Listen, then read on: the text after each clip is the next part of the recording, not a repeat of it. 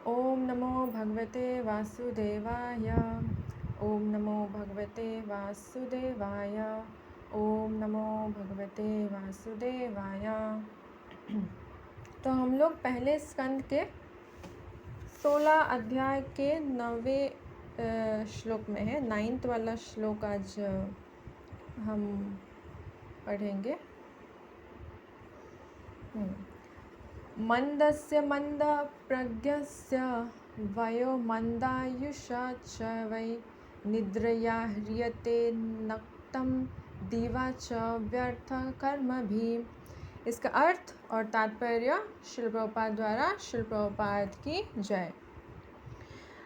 अर्थ है, अल्प बुद्धि तथा अल्प आयु वाले आलसी मनुष्य रात को सोने में तथा दिन को व्यर्थ के कार्यों में बिता देते हैं। तो अगर आपको याद होगा, इससे पहले जो श्लोका में हम लोग थोड़ा देख रहे थे कि किस तरह जब नैमिषारण्य में सारे ऋषि मुनि सब बैठ के भगवान की कथा सुन रहे हैं, भगवान की कथा चल रही है, तो शौनक ऋषि बोलते हैं कि यमराज भी, क्योंकि वो परम भक्त हैं भगवान के, वो भी आके श्रवण करने के लिए आते हैं। इस तरह जब भागवतम कथा वगैरह होती है तो वो भी आके सुनते हैं। तो जनरल जो लोगों को इस चीज़ से सीख लेनी चाहिए और भगवान की कथा का श्रवण करना चाहिए। तो श्रवण के महत्व के बारे में थोड़ा बताए थे इससे पहले 1-2 श्लोका में। और अभी क्या आगे बता रहे हैं कि इस कलयुग में भागवतम में एक और श्लोका आता है जिसमें बताया जाता है प्रायेणाल्पायुष सभ्य कलावस्मिन युगे जना मंद सुमंद मतयो मंद भाग्य उपद्रित। मतलब क्या है, कलयुग में हमारा जब सत्ययुग, जैसे 4 युग है, सत्ययुग, त्रेता युग, द्वापर युग और कलयुग। तो कलयुग में क्या है, ज़्यादा से ज़्यादा इंसान 100 साल तक जी सकता है। और जैसे कलयुग आगे बढ़ता जा रहा है, वो 100 साल भी 90 साल 80 साल ऐसे आएगा। एक समय आएगा, श्रील प्रभुपाद बताते हैं कि 20 साल का अगर कोई जी भी गया तो उसको बोलेंगे ये तो बहुत वृद्ध हो गए हैं करके। ऐसा समय आएगा कलयुग में।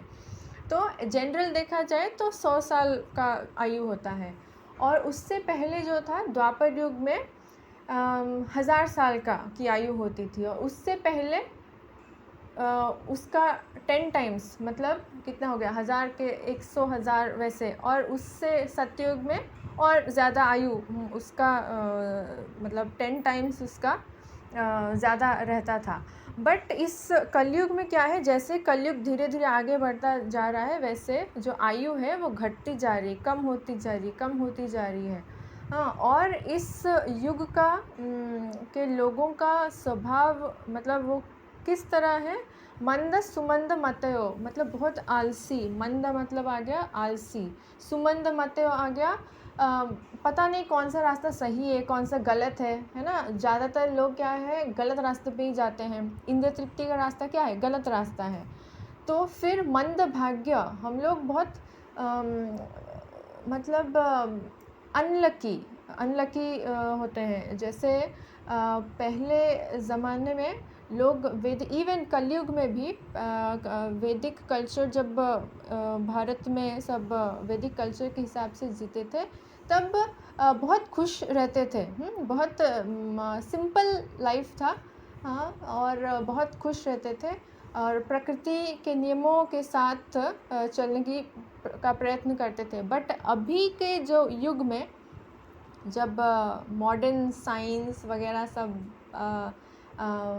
ज़्यादा प्रगति करने जैसा बोध हो रहा है, बट उसके साथ साथ सारी, जैसे हमारे कभी कोरोना जैसे चीज़ आ जाती है, बड़ा एक्सीडेंट कभी हो जाता है, कुछ होता है। तो जब भौतिक चीज़ें प्रगति करने की कोशिश कर रहे हैं, बट जन्म में तो जरावादी इन 4 चीज़ों में और फंसते जा रहे हैं, है ना। क्योंकि जब हम इंद्रिय तृप्ति के लिए ज़्यादा इच्छा रखेंगे, तब हम और निम्न स्तर के जीवन में अपने अगले जन्मों में जाते रहेंगे। तो इस कलयुग का इस कलयुग में जनरल लोगों की आयु बहुत कम होती है और लोगों को आध्यात्मिक जीवन में रुचि नहीं रहती है और बहुत ही दुर्भाग्यजनक होती है उनकी स्थिति।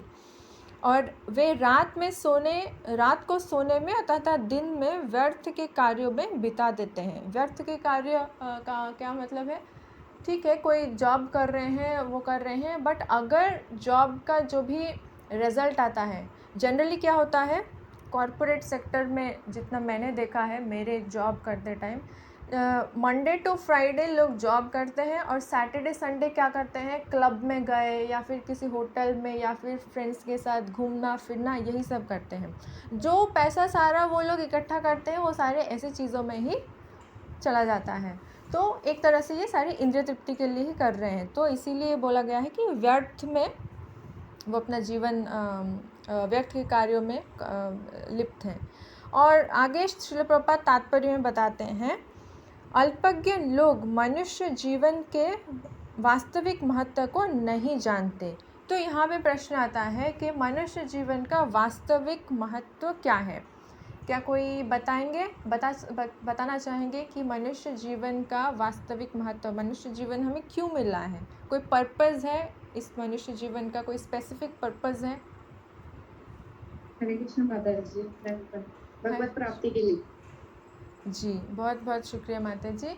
हाँ, तो भगवत प्राप्ति के लिए, क्योंकि भौतिक जगत में 84 लाख योनि में से 400,000 मनुष्य की योनियाँ होती हैं। हाँ, तो इतने में से सिर्फ 400,000 की ही मनुष्य की योनि होती है और उसमें से भी जैसे भगवान भगवत गीता में भी बताते हैं कि मनुष्य नाम सहस्रेषु, इतने सारे मनुष्य में से कोई मतलब कुछ प्राणी होते हैं, जो कुछ मनुष्य होते हैं जो भगवत भक्ति की मतलब ये भगवत भक्ति है क्या, इसके थोड़े इच्छुक होते हैं, जानने के इच्छुक होते हैं। उसमें से कोई एक निकलता है जो भक्ति के मार्ग को अपना के भगवान ही परम है और हमें उनकी सेवा में लगनी चाहिए, इस चीज़ तक पहुंच पाते हैं, समझ पाते हैं। उसी तरह कहीं और भी बताया गया है कि ब्रह्मांड ब्रह्मिते कौन भाग्यवान जीव गुरु कृष्ण प्रसादे पाए भक्ति लता बीज। तो ब्रह्मांड में हम इतनी सारी योनियों में घूमते आ रहे हैं और फिर जब कौन भाग्यवान जीव, कोई भाग्यवान जीव होता है जिसको गुरु और कृष्णा की कृपा से, दोनों की कृपा, कृष्णा की कृपा जब होती है तो कृष्णा वो भी अरेंज करते हैं कि को जो मनुष्य है वो एक गुरु के संस्पर्श में आए, गुरु की शरण में आए, और जब गुरु कृपा करते हैं तो अपने आप कृष्णा भी कृपा करते हैं। तो गुरु और कृष्णा की कृपा से ये भक्ति का जो लता है, भक्ति का जो बीज है ना, जैसा हम बीज बोएंगे उसी तरह का फल मिलेगा। तो अगर हम भक्ति का पालन करेंगे तो उसी तरह हमें जो आत्म साक्षात्कार का जो एक्चुअल फल है वो मिलेगा। फल क्या है? ये हम वापस अपने भगवत धाम जा पाएंगे, कि जो हमारा एक्चुअल घर है। हम घर के सामने लिखते हैं ना, होम स्वीट होम, ऐसे करके लिखा रहता है, बट एक्चुअली में हमारा घर कहाँ है? आध्यात्मिक जगत में है, यहाँ पे नहीं है। तो अल्पज्ञ लोग मनुष्य जीवन के वास्तविक महत्व को नहीं जानते। भौतिक प्रकृति द्वारा जीव पर दुखदायी कठोर नियम निर्धारित करने की प्रक्रिया के दौरान जीव को मनुष्य जीवन प्रदान करना प्रकृति का एक विशेष उपहार है। देखो, एक बच्चा अगर होता है, उसको आप 1-2 साल का बच्चा है, उसको आप 500 की नोट दोगे तो वो क्या करेगा? उसको खेलते रहेगा, थोड़ा मुंह में डालेगा और फिर उसको फाड़ देगा, है ना, क्योंकि उसको उसका महत्व नहीं पता। अगर आप 15 साल के किसी बच्चे को दोगे तो वो क्या करेगा? अरे वाह, 500 रुपये आज दिया मम्मी ने, तो अच्छे से मैं इसको रखूँगा और इसको कुछ खरीद के खाऊँगा या कुछ उसको करूँगा, अपने हिसाब से वो उसको यूज़ करेगा। तो जो छोटा सा बच्चा है उसको पता नहीं इसकी वैल्यू क्या है। हाँ, और जो बड़ा बच्चा है 15-20 साल का अगर कोई है तो उसको पता है इसकी वैल्यू, इसकी बहुत वैल्यू है करके, तो उसको संभाल के रखता है। तो जो लोग मनुष्य जीवन के वैल्यू को नहीं समझते हैं वो लोग इंद्रिय तृप्ति में लिप्त होते हैं और इसी तरह अपने जीवन को बिता देते हैं। जन्म लेते हैं, फिर पढ़ाई करते हैं, फिर जॉब करते हैं, फैमिली करते हैं, एक दिन वृद्ध हो जाते हैं और फिर क्या होता है, शमशान। हाँ, जो इतना हम कष्ट उठाए पूरे जीवन भर, लास्ट में हमें क्या मिला, शमशान, कुछ नहीं मिला हमें। बट जो भक्ति के मार्ग को अपनाते हैं वो समझते हैं कि जीवन सिर्फ आहार निद्रा भय मैथुनम च इन चीज़ों के लिए नहीं है। जो मनुष्य जीवन हो वो भक्ति करने के लिए है। ये आहार निद्रा भय मैथुनम ये तो पशु भी करते हैं, पक्षी भी करते हैं, सभी करते हैं, बट मनुष्य जीवन का क्या वैल्यू है? तो मनुष्य जीवन का यही वैल्यू है कि इसको हम भक्ति में लगाएं, भक्ति करें इस मनुष्य जीवन में। तो यही मनुष्य जीवन इसीलिए उपहार बोला गया है कि कोई कुत्ते को आप बुलाओगे कि चलो हम जपा करते हैं या कथा सुनते हैं, वो थोड़े ही सुनेगा, नहीं ना। तो मनुष्य जीवन, मनुष्य ही एक प्राणी है जो भक्ति के मार्ग को अपना सकता, भक्ति का मतलब समझ सकता है। तो इसीलिए मनुष्य जीवन को विशेष उपहार करके बोला गया है। यह जीवन के सर्वोच्च वरदान को प्राप्त करने अर्थात बारंबार होने वाले जन्म तथा मृत्यु के बंधन से निकलने हेतु अच्छा अवसर होता है। तो जीवन के सर्वोच्च वरदान को प्राप्त करने, जीवन का सर्वोच्च वरदान क्या है? अच्छा घर होना? नहीं। अच्छा बैंक बैलेंस होना? नहीं। तो क्या है यहाँ पे दिया गया है? ये जो जन्म मृत्यु के चक्र से, जन्म मृत्यु के बंधन से बाहर निकलना, ये सबसे बड़ी उपलब्धि है मनुष्य जीवन में। तो उसको पाने का अवसर मिलता है हमें इस मनुष्य शरीर में ही। बुद्धिमान मनुष्य बंधन से निकलने हेतु कठिन प्रयत्न द्वारा इस महत्वपूर्ण उपहार की रक्षा करते हैं, लेकिन अल्पज्ञ मनुष्य आलसी होते हैं और इस उपहार स्वरूप मानव शरीर को भव बंधन से मोक्ष पाने हेतु प्रयोग करने में असमर्थ रहते हैं। तो ज़्यादातर अगर कभी आप जो भगवद गीता वितरण वगैरह होती है ना, बुक डिस्ट्रीब्यूशन होता है दिसंबर वगैरह में, उस टाइम या कभी ऐसे भी आप किसी को भगवद गीता या कुछ देना चाह रहे होंगे, तो जनरली लोग बोलते हैं इसकी हमें कोई ज़रूरत नहीं है ना, इसकी कोई ज़रूरत नहीं है। मतलब लोगों को लगता है कि, और कुछ लोग ऐसे भी होते हैं जो सोचते हैं कि भगवद गीता में देखो हम उसके बुक कवर में होता है ना, अर्जुन, कृष्ण और अर्जुन ऐसे रथ पे सवार हैं, तो उनको लगता है कि भगवद गीता लेने से घर में क्लेश होगा, है ना, भगवद गीता नहीं रखना चाहिए, या फिर उसको रेड कुछ कपड़े में बांध के पूजा घर में ही रखना चाहिए, है ना, लोग ऐसा सोचते हैं। बट इसी भगवद गीता, भागवतम, इन्हीं सब से हमें समझ में आता है कि हमारा लाइफ का पर्पस क्या है, हमारे मनुष्य जीवन का एम क्या है, हम एग्जिस्ट क्यों होते हैं, हम मतलब हमें जीवन मिला ही क्यों है ना।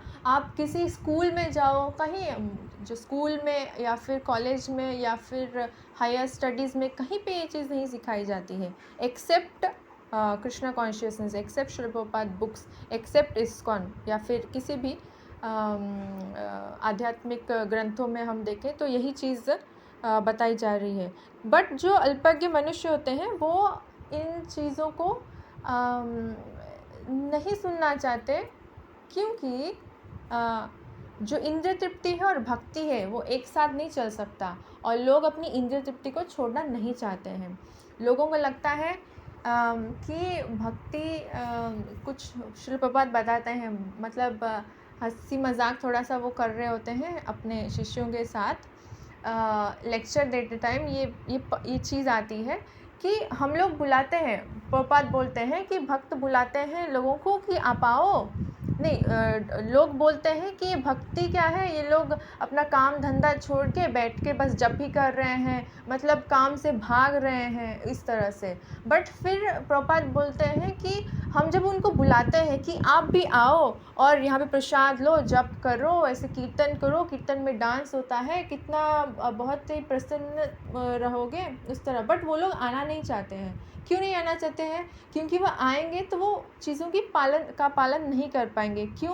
क्योंकि जो मेन हमारे रेगुलेटरी प्रिंसिपल्स होते हैं ना, कि मांस वगैरह नहीं खाना, या फिर सिर्फ प्रसाद, सिंपल सी चीज़ है, सिर्फ प्रसाद लेना, ऑनियन गार्लिक छोड़ना भी लोगों के लिए मुश्किल होता है। तो लोग सोचते हैं कि ये इतना सब हम लोग नहीं कर पाएंगे, है ना। ऐसे बोलते हैं कि आलसी हैं करके भक्त लोग, कभी कभी लोग बोलते हैं इस तरह से। बट जब उनको बोला जाए कि आप आके देखो क्या करते हैं हम लोग, वो आना नहीं चाहते, क्योंकि वो लोग सोचते हैं कि हमें अपनी इंद्रिय तृप्ति छोड़नी पड़ेगी, ये सब हम कैसे करेंगे, नहीं नहीं हमें नहीं चाहिए।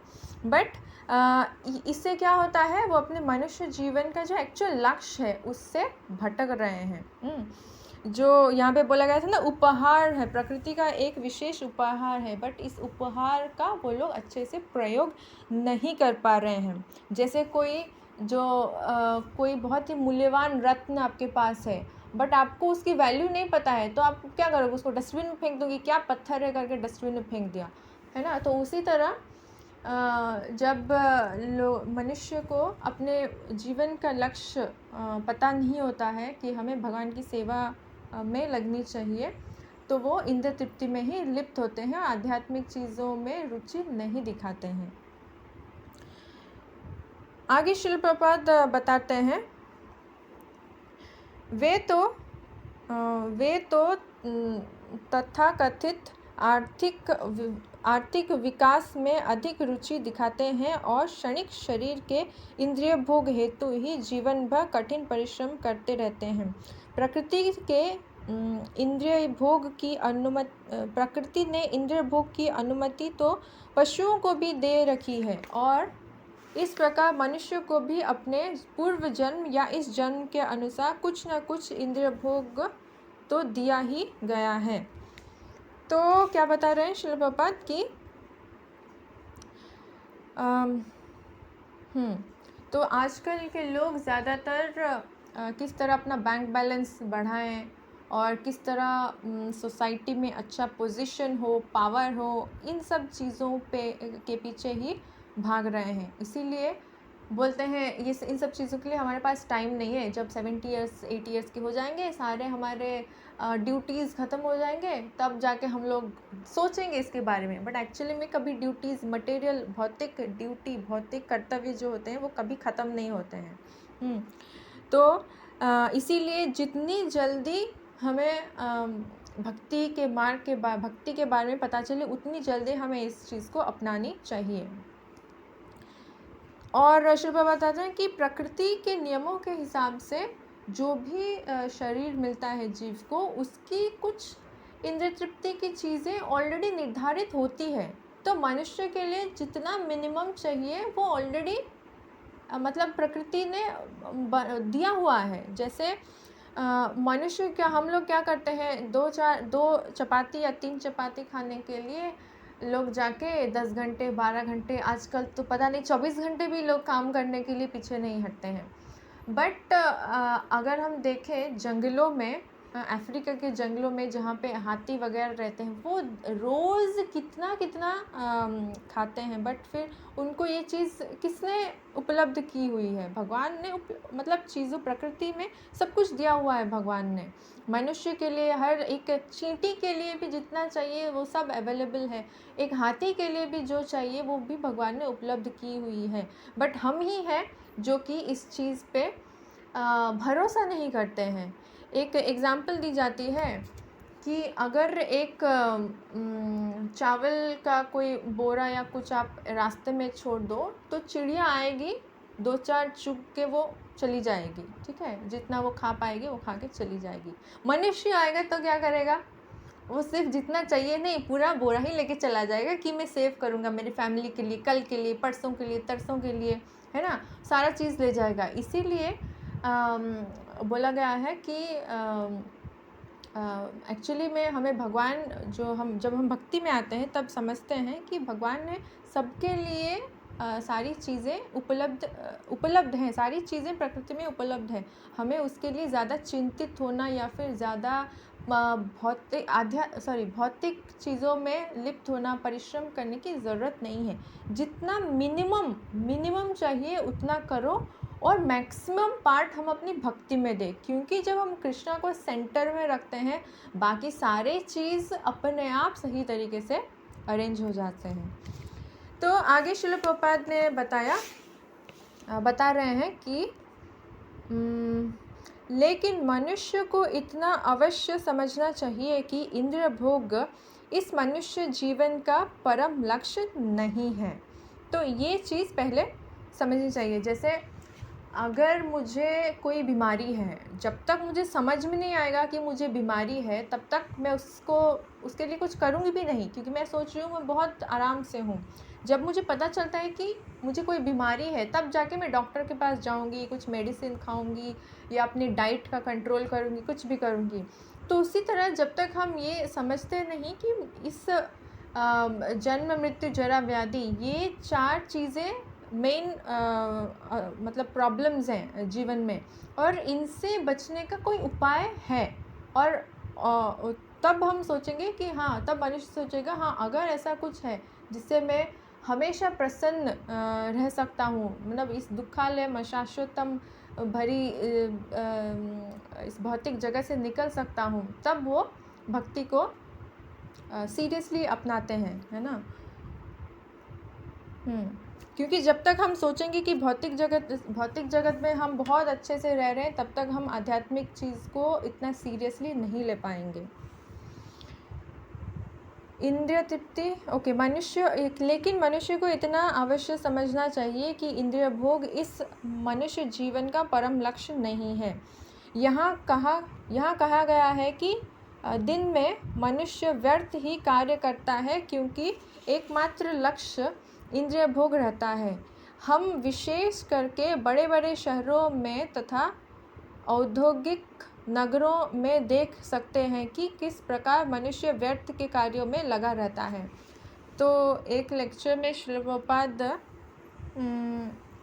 कहीं पे तो था, जैसे पहले टाइम में जब श्रील प्रभुपाद की तबीयत थोड़ी ख़राब हो रही थी, तब डॉक्टर ने उनको मॉर्निंग वॉक में जाने के लिए बोला था। इसलिए हम देख सकते हैं इंटरनेट में मॉर्निंग वॉक के मतलब काफ़ी सारे लेक्चर्स प्रभुपाद के हैं।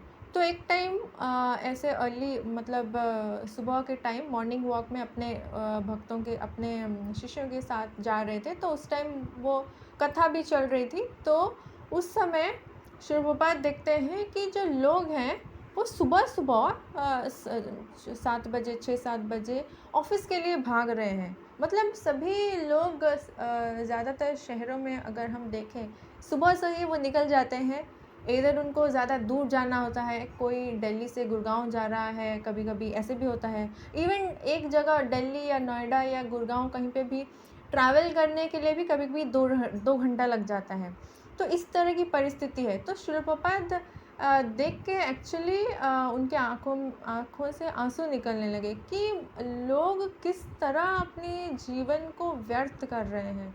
मतलब इस मनुष्य जीवन को व्यर्थ, सुबह, जो कि सुबह का टाइम क्या होता है, आध्यात्मिक चीज़ों के लिए बहुत अनुकूल होता है। हाँ, भक्त लोग सुबह सुबह जप करते हैं या भगवद गीता भागवतम से पाठ करते हैं या कोई लेक्चर सुनते हैं, ये बहुत अनुकूल होता है वो समय। तो उस समय भक्ति की चीज़ें करनी चाहिए, बट लोग क्या है, रजोगुण तमोगुण में इतने लिप्त हैं कि वो लोग सुबह से ही भौतिक चीज़ों में व्यस्त हो गए हैं। तो श्री प्रभुपाद एक्चुअली रोने लगे। तो जो वैष्णव होते हैं, इसलिए उनको बोला जाता है पर दुख दुखी। वो दूसरों के दुख को देख के बहुत दुखी होते हैं, सोचते हैं किस तरह मैं इनकी हेल्प करें, किस तरह से इनको कृष्णा के निकट लेके आएं। तो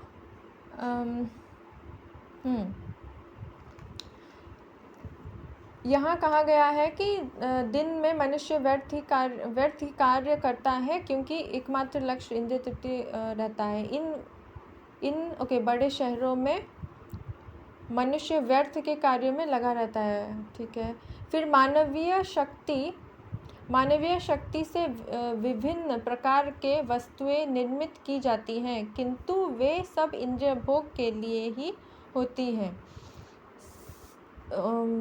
हाँ, भौतिक जगत में हम जो भी देखें, पहले ज़माने में क्या होता था, एक जैसे हम पढ़ते हैं शास्त्रों में, तो जब चैतन्य महाप्रभु साउथ इंडिया उस तरफ गए थे प्रचार करने के लिए, क्योंकि वो रहते थे जगन्नाथपुरी में, बट साउथ इंडिया की तरफ गए थे प्रचार, भगवान का नाम प्रचार करने के लिए। तो वो कैसे जाते थे उस टाइम? चल के ही जाते थे। और एक कौन सा एक जंगल है ना, झारीखंड या कोई, जहाँ पे वो जंगल के थ्रू चल के जा रहे थे या कीर्तन करके जा रहे थे, तो पशु पक्षी भी उनके पीछे पीछे कीर्तन में उनको योगदान, मतलब कीर्तन करने लगे थे उस तरह से। तो पहले ज़माने में चल के जाते थे, बट अभी क्या, इतने गाड़ी घोड़ा ना, फ्लाइट हो गया, फिर इतने सारे गाड़ी, आपको बाहर निकलो 9-10 बजे तो आपको ट्रैफिक ही ट्रैफिक दिखेगा। तो एक तरह से लोग बोल रहे हैं कि हम भौतिक चीज़ों में, साइंस में, विज्ञान में बहुत आगे बढ़ रहे हैं करके, बट एक्चुअल में हम देखते हैं उतना ही एक्सीडेंट होता है, पोल्यूशन होता है ना। जो अभी रिसेंटली जो फ़्लाइट का वो हो गया था, एयर इंडिया का, तो फ़्लाइट है ठीक है, वैज्ञानिकों ने बहुत वो किया, बट अगर कुछ प्रॉब्लम होता है, सारे जो पैसेंजर्स हैं सब एक साथ ख़त्म हो जाते, कोई निकलने का उपाय भी नहीं है। तो इस तरह से जब हम वैज्ञानिक चीज़ों में आगे प्रगति करने की कोशिश करते हैं, बट है तो वो इंद्रिय तृप्ति के लिए ना, तो प्रकृति इस तरह से बनाई गई है कि हम इंद्रिय तृप्ति में जितना लिप्त होने चाहें उतना हमको कष्ट भोगना पड़ता है ना। ताकि माया देवी क्या है, माया देवी भगवान की परम भक्त हैं, उनकी शक्ति है। तो वो इस तरह हमको, कभी कभी बच्चा जब बदमाशी करता है उसको ज़ोर से चांटा लगाती है माँ, है ना, कभी कभार। तो इससे क्या होगा कि उसको समझ में आएगा कि मैं कुछ गलत कर रहा हूँ, तो सही चीज़ क्या है वो ढूंढने की कोशिश करेगा। तो उसी तरह हम हमेशा दुख ही भोगते हैं, क्योंकि एटलीस्ट हमें थोड़ी समझ तो आएगी कि मैं इतना सब कुछ कर रहा हूँ खुश रहने के लिए, मुझे खुशी मिलती ही नहीं है, मतलब ये कैसी ज़िंदगी है। तब हम कुछ और इससे भी ऊपर कुछ है क्या, तब सोचने की, खोजने की का प्रयत्न करेंगे। और जब परमात्मा उस चीज़ को देखते हैं, वो हमको एक भक्त के साथ, इस्कॉन के डिवोटीज़ के साथ या भगवत गीता के साथ, मतलब किसी तरह से जोड़ते हैं। तो इस जो भी वस्तुएं निर्मित होती हैं भौतिक जगत में, वो सारी इंद्रिय तृप्ति के लिए होती हैं। तो किंतु वे सब इंद्रिय भोग के लिए ही होती हैं, भव बंधन से छूटने हेतु नहीं। दिन भर कठिन परिश्रम करने के पश्चात थका हारा मनुष्य रात में या तो सो जाता है या संभोग करता है। अल्पज्ञों के लिए भौतिकवादी सभ्य जीवन का यही कार्यक्रम होता है। अतएव यहाँ पर उन्हें आलसी, अभागे तथा अल्पायु वाले कहे गए हैं। तो इसीलिए यहाँ पे सिर्फ यहाँ पे नहीं, एक्चुअली पूरे भागवतम में जब हम डिफरेंट सेक्शंस में, डिफरेंट चैप्टर्स में, डिफरेंट अध्याय में, डिफरेंट स्कंद में देखते हैं, बार बार ये चीज़ बताई गई है कि कलयुग में, और मेनली जो 12वां अध्याय स्कंद है, तो लास्ट भागवतम का जो वो है, तो उसमें बहुत अच्छे से बताया गया कि कलयुग के लोग का स्वभाव इस तरह होगा कि मतलब ऐसे लगेगा कि जैसे मंद सुमंद मत, हम कोई भी कार्य करना चाहते हैं तो हम किस लिए करना चाहते हैं, ताकि हम खुश रहें, थोड़ा संतुष्ट रहें, उस तरह से। बट हम जो भी कार्य करते हैं उसका हमें उल्टा रिजल्ट ही मिलता है ना। कुछ ना कुछ करके हम दुखी हो जाते हैं, या घर में किसी की कुछ मृत्यु हो गई, किसी की तबीयत ख़राब हो गई, या फिर किसी को मलेरिया हो गया, कुछ ना कुछ ऐसा होता है जो कि हमें इस चीज़ का मतलब अनुभव होता है कि ये दुनिया जो है दुखालयम अशाश्वतम है करके। ठीक है, हम अभी यहीं पे रोकते हैं इस चीज़ को। अगर माता जी आप लोगों का, आई होप थोड़ा बहुत कुछ हम सही से डिस्कस किए, आप लोग अगर कोई कुछ ऐड करना चाहेंगे माता जी, जो आपने कहीं और पे सुना होगा किसी क्लास में, इन चीज़ों से कनेक्टेड, या फिर किसी कोई प्रश्न है, तो हम थोड़ा डिस्कस कर सकते हैं माता जी।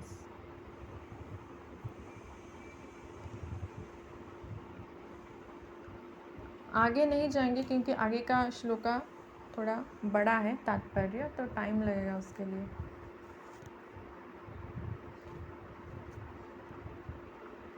किसी का कोई प्रश्न है माता जी?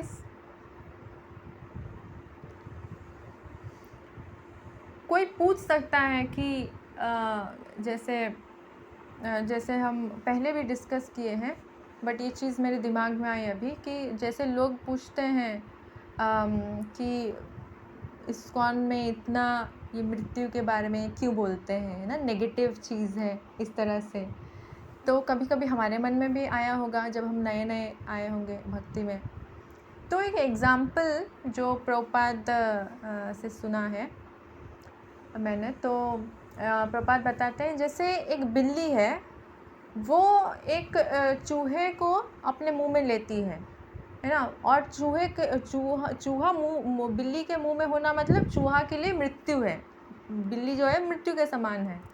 बट वही बिल्ली अपने बच्चे को जब उसी मुंह में लेती है तो बच्चे के लिए क्या होता है कि हाँ, मैं मम्मी के साथ कहीं घूमने जा रही हूँ आज करके, है ना।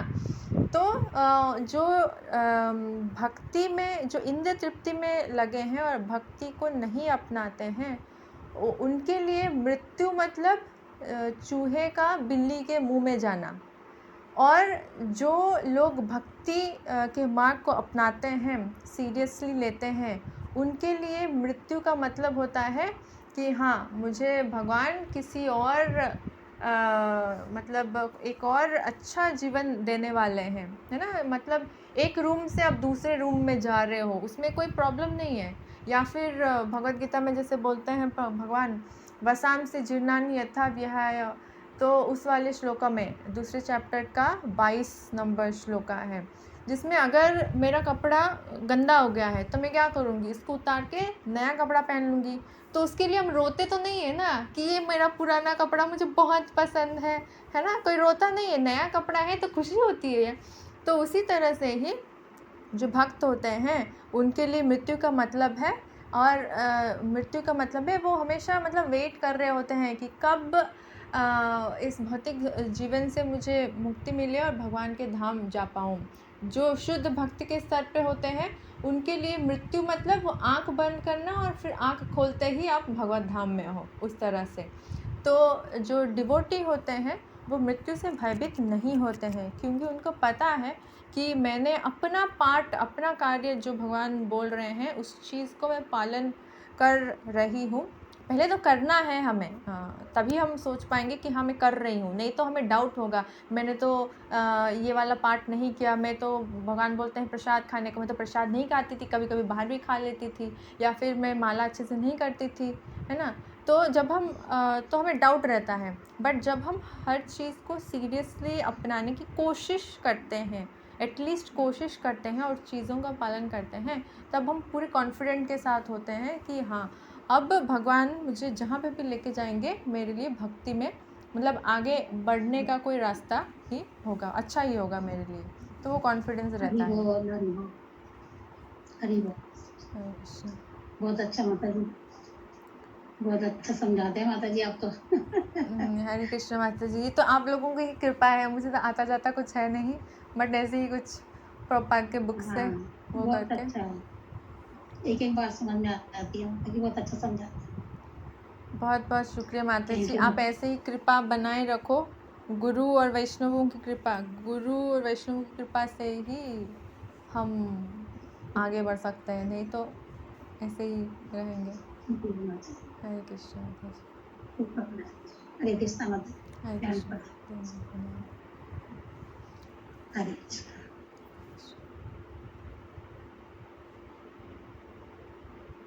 This free Zoom meeting has ended.